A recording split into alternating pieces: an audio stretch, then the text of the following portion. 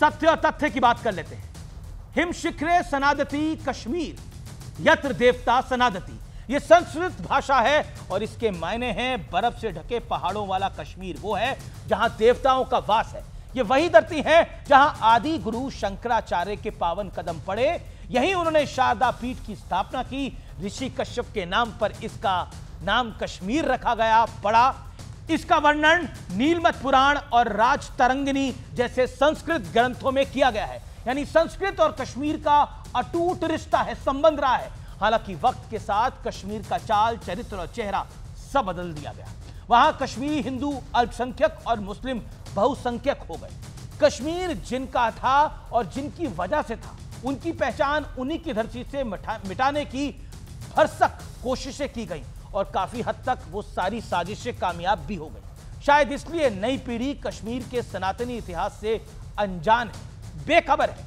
हो सकता है पूर्व मुख्यमंत्री महबूबा मुफ्ती की बेटी इल्तिजा मुफ्ती भी इसी कैटेगरी में आती हो, क्योंकि वो कह रही है कि मुस्लिम बहुल इकलौते राज्य में संस्कृत थोपने के लिए उर्दू को छीना जा रहा है। दरअसल इल्तिजा ने एक खबर को शेयर करते हुए यह बात कही। खबर यह थी कि केंद्र सरकार 6ठी से 10वीं तक संस्कृत को अनिवार्य तौर पर लागू करने पर विचार से रख कर रही है। इल्तिजा मुफ्ती को शायद जानकारी नहीं है कि कश्मीर की पावन धरती ने कई महान संस्कृत विद्वानों को जन्म दिया है, जैसे कि कल्हाण, ये 12वीं सदी के महान इतिहासकार और कवि थे। इन्होंने राजतरंगिणी की रचना की थी। आनंदवर्धन ये 9वीं शताब्दी के कवि थे। अभिनव गुप्त ये 10वीं से 11वीं शताब्दी के महान दार्शनिक थे। इन्होंने कश्मीरी शैव दर्शन पर बहुत बड़ा काम किया है। ये तो मात्र चंद नाम हैं, ऐसे न जाने कितने नाम और हैं जिनके बारे में अधिकतर आबादी ने सुना ही नहीं होगा, आपने भी नहीं सुना होगा। इल्तिजा मुफ्ती को तो भारत सरकार का धन्यवाद देना चाहिए।